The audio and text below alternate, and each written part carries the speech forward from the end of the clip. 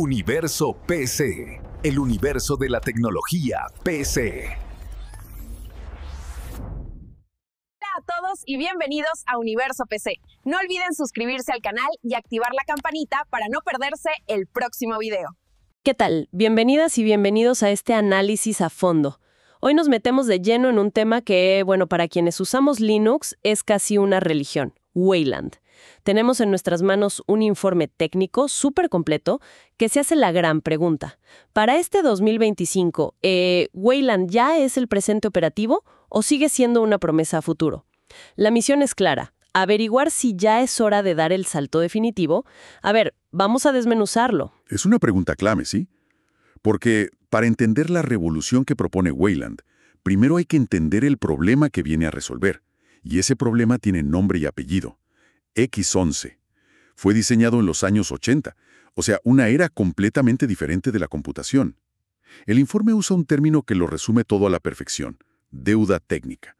Son 40 años de parches sobre una base que, ya no da más de sí. Claro, y el informe lo pinta con una analogía genial para entender esa arquitectura de X11. Dice que el servidor X es un intermediario masivo. Imagina un partido de tenis increíblemente ineficiente. Una aplicación quiere dibujar algo, entonces le lanza la pelota al servidor X.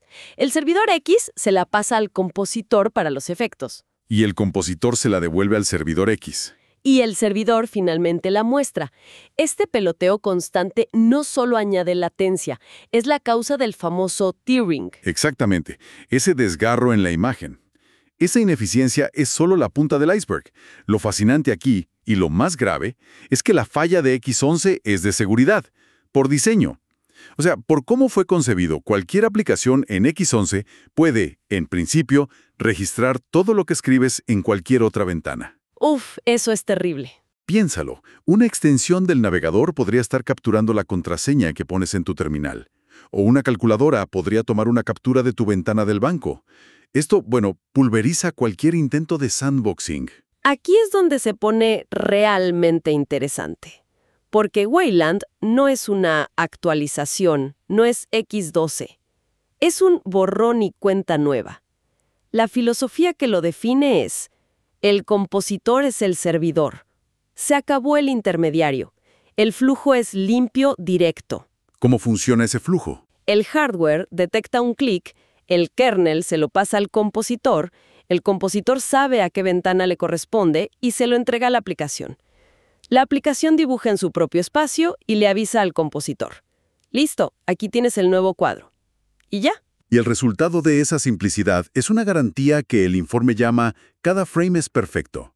El tearing no es algo que haya que arreglar con parches como vsync, simplemente es imposible que ocurra. Por diseño. Por diseño. Esto no es una optimización, es una rearquitectura completa pensada desde cero para la seguridad y la eficiencia que exige el hardware de hoy. Ok, entonces la arquitectura es conceptualmente superior, más segura, más eficiente. Suena genial en la teoría. Pero ¿cómo se traduce esto al mundo real? ¿Qué necesita un administrador de sistemas para que esto funcione en 2025? Porque la fama de Wayland era que era una pesadilla de configurar. Y esa fama tenía su razón de ser. Pero el informe deja claro que el panorama ha cambiado. A diferencia de Xorg, que a menudo simplemente funcionaba por arrastrar compatibilidad de décadas, Wayland es mucho más estricto. Requiere que el sistema operativo moderno funcione como tal. Necesita componentes del kernel como el DRM y el KMS. Suenan técnicos, sí. Lo son, pero el concepto es simple. Son las herramientas que le permiten al compositor tomar el control directo y exclusivo de la tarjeta gráfica. O sea, Wayland es como un invitado educado. No puede simplemente tomar el control del hardware. Necesita que el kernel, a través de DRM y KMS, le dé las llaves del coche. Es una analogía perfecta, y esa educación se extiende a lo que el informe llama gestión de asientos. Por seguridad, Wayland no se ejecuta como administrador. Para acceder al teclado o al ratón, necesita que un servicio del sistema le dé permiso. Ahí entran systemd login o alternativas como sysd. Y de ahí viene la famosa variable de entorno, ¿no? La XDG Runtime Dir. Justamente, es parte de ese protocolo.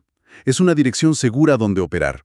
Si esa dirección no existe o es incorrecta, el compositor, por seguridad, se niega a arrancar.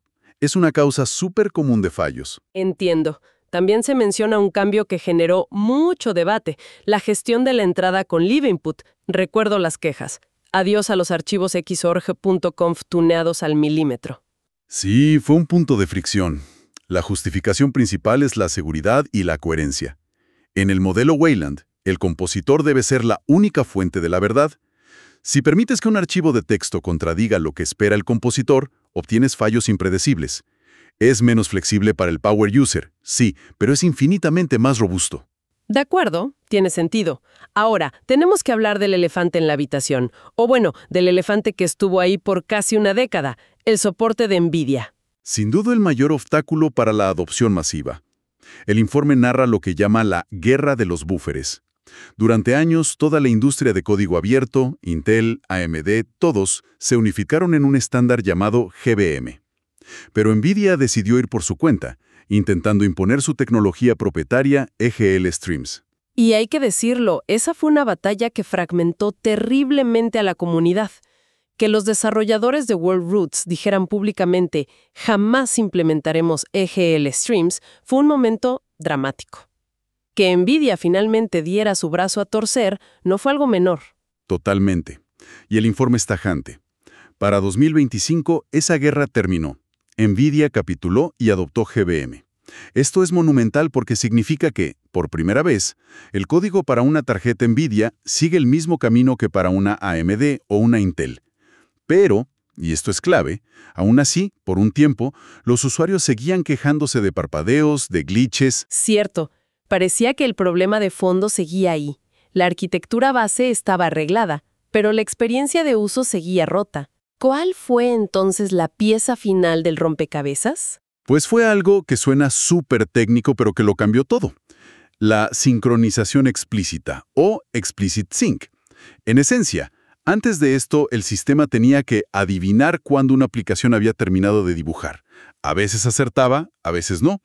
Con Explicit Sync, la aplicación, el compositor y el controlador se comunican de forma explícita, sin adivinanzas. Es como pasar de señales de humo a una llamada de conferencia. Exacto.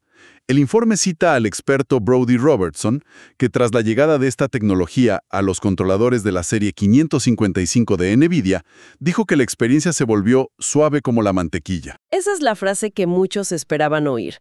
Entonces, para que quede claro para alguien con NVIDIA que quiera dar el salto, ¿qué es lo indispensable en 2025? Dos cosas son críticas. Primero, el parámetro del kernel, NVIDIA DRM, modeset igual a 1, es absolutamente obligatorio.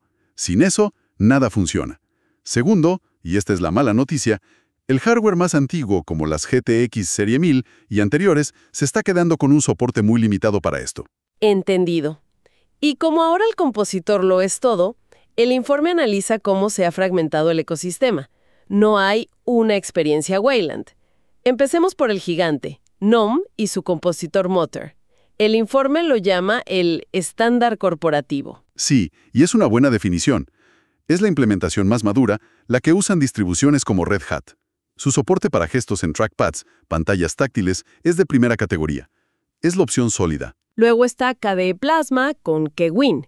El análisis lo posiciona como la opción para usuarios avanzados y sobre todo para gamers. Correcto. KDE ha sido súper proactivo.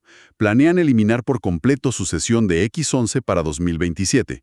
Son líderes en implementar características como HDR, tasa de refresco variable o BRR. Funcionalidades que en X11 son, en el mejor de los casos, un parche inestable. O directamente imposibles. Y finalmente está la familia Whale-Roots. Aquí tenemos a Hyperland, el favorito de los entusiastas por sus animaciones, y Sway, el sucesor de i3. Entonces, si hay tantas opciones, ¿cuál es el truco? El truco es la fragmentación de protocolos. Whale-Roots es una base, pero cada compositor decide qué protocolos adicionales implementar. Esto significa que compartir pantalla, por ejemplo, podría funcionar perfecto en GNOME, pero no existir en un compositor más minimalista.